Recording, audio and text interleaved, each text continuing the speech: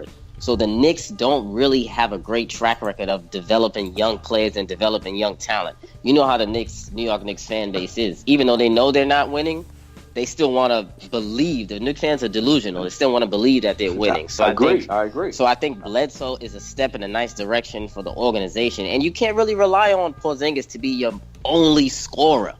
Frank is not scoring right now. I get you, but let me tell you something. We don't know. The problem is we don't know what Frank is going to be. That's the problem. And I'm not willing to take that chance. I mean, they honestly that wasn't their pick. That was Phil Jackson's pick. They should have drafted Malik Monk or Dennis Smith Jr. Now, if it was one of those on the table, I would say no on this trade. We'll be talking about the French Kriller right now. He's too much of a prospect, too much of an unknown commodity for me. So I'm letting him go for Bledsoe. You're rolling the dice. Yeah, whichever. That's a dice I want to roll. Whichever direction go, that's a dice I want to roll. If you decide to keep Frank and Willie Gomez, or you decide to go for Bledsoe, it's a career. I roll that dice. See, that's a dice of you either getting $10 or you winning $100. I'm taking that. Yeah, but you know what? You bring Bledsoe in there. You give away two young guys that could turn out to be studs. You bring Bledsoe in there, who's known. No, not both. I'm only giving up the French Kriller. No, you're not getting it for one of them. They're not giving you for one of them. Suns don't have a lot of options. They have no choice right now. Suns have to bend. I think they will. Suns don't have any options. Suns in the trash right now. They going from the bottom. The Phoenix Suns don't expect them to win anyway. Yeah, but I'm saying they have no leverage in this trade. They have no leverage. No. Listen, what's the leverage? They already sat him down. He's not playing. His value is low right now. Everyone knows he has to go. Let me tell you something. Around trade deadline time, people are going to be knocking at the door for Bledsoe. I don't even know if this is going to last that long. Yeah, they're knocking on the door right now. We're not waiting that long. I don't even know if he's played. Yeah, I don't know if he's played in any games. He doesn't have to go. You sit him down until the right deal come along. Yeah, but then the players' union are going to get involved at that time. Just like when the Kyrie saga happened. If they let him, if the Cavs decided to not trade him and just punish him by sitting him down, the players' union was going to get involved in saying that, hey, he went to you as a man respectfully and requested a trade. Honor his trade request. And that's exactly what they would do. You forgetting who Eric Bledsoe's agent, and that's Rich Paul and LeBron James and those boys. They're not letting that go down. They're going to trade that man. Let me tell you something. There's nothing stopping me from sitting you down if I want to sit you down, especially if you're showing me that you are disrupting my team. There is. This is not the NFL. This is the NBA. Especially if you're showing me you're disrupting to my team. NBA, the players hold the power in the NBA, man. However, how this plays out, it's gonna be a story for until he gets traded. It's gonna be a huge story, and I think this is gonna happen next week. This could possibly happen this weekend if the deal's on the table. Let me ask you something. Tyson Chandler is gonna probably be included in this deal. Who seems to get put in every single deal. Like, good lord, Tyson Chandler needs to retire after this year. Yeah, seriously, man. Ben, let me ask you something. Could you come up with a better excuse than that than hair salon, my man? Hair salon? Come on, hair salon. he'll be traded to the Milwaukee Bucks. Yeah, I hope so. I think that would be nice, man. All right, man. So we got Justin Lee of the Above the Rim podcast, Michael Bonner Show, Let's Talk Sports. Before I let you guys go, one quick question. Do the Sixers make the playoffs? Michael Bonner. Yes. Let me tell you guys something. The Philadelphia 76ers are coming. Let me tell you, that's the real team to look out for. That team has about 4 guys that could potentially be big-time players. 2 of them showing you that they're going to be big-time players now. Ben Simmons is the real deal. He will be your rookie of the year. He will be that next. He will lead that next. Ben Simmons will be what guys want ball to be. He will be that now and a lot faster. And Joel Embiid, the more this guy's on the court, if he shows he can be healthy, he will be the best big man in this league. They are coming. Watch out for the Sixers. Okay. Just I heard that the groan. I don't know. Yeah, man. Massive overreaction, my friend. But I feel you on that. I mean, the Sixers are coming. I agree with you there, but they are not making the playoffs this year. First of all, Joel Embiid, who knows? God willing, he plays 50 games this year. He's very talented. We all know that. Ben Simmons is a monster. I give you something there. But you said they had 4 potential superstars. I don't know about that. I think 2. or maybe 1.5. But Ben Simmons is one. I think is a stud, and I think Joel Embiid. I still have to see him play at least 50 games, and I feel like that's a lot to ask for 50 games. Come on, and it shouldn't be. Are you telling me that you don't like Sarge? You don't like who? Sarge? I mean, what is it to like? I mean, he's a good decent player. You see a star. Impressive last season. You know what? He's a legitimate star. I mean, everyone puts up stats on a bad team. That guy is good. I don't get captivated by stats. It's more about the impact that you have on the game. He's not a deal. This guy was a leader on that team last season. Let me tell you something about the Sixers. Even though the Sixers lost a lot of games last year, they were in a lot of games last year. That team impressed. The problem with the Sixers last year, they couldn't keep guys on the floor. When those guys are on the floor, those guys are balling. And we don't know what Fultz is going to be. If Fultz turns out to be halfway decent, then that's just another hat to throw in the ring. That Sixers team is going to be good. Now they're going to have to get a new coach soon. They're going to have to get a more experienced coach who is going to really implement a real system in. They're playing a lot of sloppy and they're young. But when those guys are going, those guys are going. Look out for that team.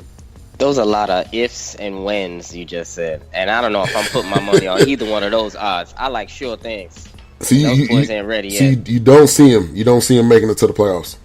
Oh no, not this year. Next year they're gonna be a problem, yeah. But this year, I don't see playoffs out of them. I honestly think Indiana's a better team than the Sixers right now, just because I can't count on the Sixers' health. Indiana has a fairly decent team in the absence of Paul George, so the East is a big shakeup. You're only concerned about one player's off, and that's Embiid. And so far this season, Embiid has impressed the hell out of me, and Ben Simmons is on another level. Fultz too. Fultz isn't healthy. We don't know. I'm not expecting anything from Fultz. Fultz is rookie. He's still young.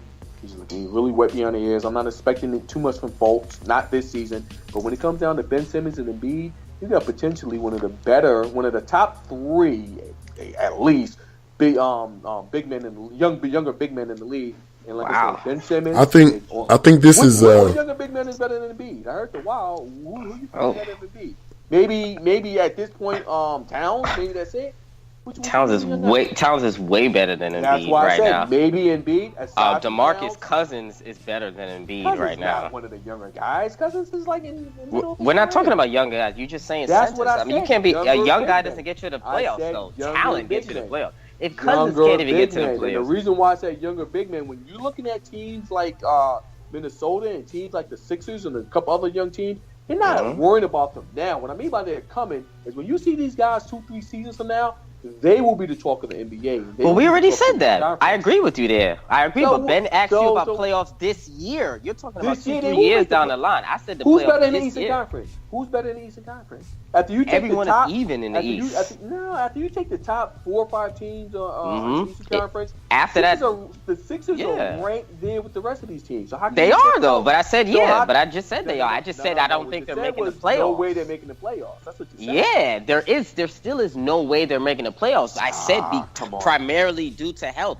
If he can get you 50 games. Are you going to rely on Amir Johnson as your starting center? And that's a playoff team? Listen. Let me tell you. Amir Johnson? Let me tell you something. Covington? Ben Simmons alone will get this team in playoff consideration. Jared Bayless. No team starting Jared Bayless at point guard is going to get you to the playoffs. Hey, man. That's how good Ben Simmons is going to be in this league. Man, both of y'all have been great on this show. Faith, man. Appreciate y'all for coming on. Of course. But so the Sixers, it's a 50-50 because there's a huge bucket of ifs. If those ifs go in the right direction, we're gonna see some good basketball from them. 7th, 8th seed maybe. They're looking to trade Okafor too. So I definitely have to get you guys back on the show once again. Justin, Just Blaze of the Above the Rim podcast. Where can everybody find you and find your show? All right. You can find me on all social media at justblaze_513. That's JUSBLAZE _513. And you can find Above the Rim anywhere you listen to podcasts. You can subscribe on iTunes. Give me that 5-star review. It comes out every Tuesday. And Ben, my man, you are on the next episode coming out this Tuesday. Talk about it. Talk about it. Everyone look out for that. Definitely. And Michael Bonner, once again, thank you for coming on. Where can everybody find you and what all do you have going on people can go follow? First and foremost, Ben, thanks for having me. It's long overdue me coming on here. Definitely. Bless me with this show. Yeah, you can catch us right now. We're coming out of hiatus. We're about to start our show once again. You can catch me right now on our Facebook group, Michael Bonner Let's Talk, and Michael Bonner Let's Talk Sports, politics, all that good stuff. Me and my partner in crime, Brother Man Ike iTunes. Catch us both on Facebook right now. We'll be letting you know when that first show is coming up. All right, man. Appreciate both of you guys. Have a good rest of your day. Watch some good college football. Thank you for having me, Ben. I appreciate it, my man. All right. Thanks a lot. Take care. All right. Take it easy. All right. Woo. My voice is kind of going out, but that was fire right there. Both of those guys, man, put in a lot on that segment, and that was good. That was a good talk. So, shout out to Mr. Harper, Marcus Harper of the Marcus Harper Show live in the building. RC in the building as well. Miss Mocha Bella in the building as well. Appreciate you guys for jumping in. So, Marcus Harper says, if I were Milwaukee, I'm not trading for Bledsoe. The Bucks are perfectly fine without him once they get Jabari Parker back. Look out. Definitely. He said Knicks and Bledsoe are a perfect fit. They deserve each other. If I had to pick a team I would want to see him go to, actually it would be Cleveland, which it's very, very difficult for that to happen. But I would want to see him go to Cleveland so that we can see the biggest, baddest finals probably in history. He's already friends with LeBron. He'll already probably fit in well. Trying to fit him into that offense, though, is probably going to be sketchy. Also, he says, wow, opening kick. So Saquon Barkley looks like he just ran back a kick. I'm getting ready to turn that game on right now. So we are going to take a break, and then right after that, we will go into an interview with Ruslan, who's an artist, entrepreneur. Had an opportunity to interview him a couple of weeks ago, so he'll be coming on the show in just a moment, and then we will be talking Cowboys versus Redskins. We will be right back.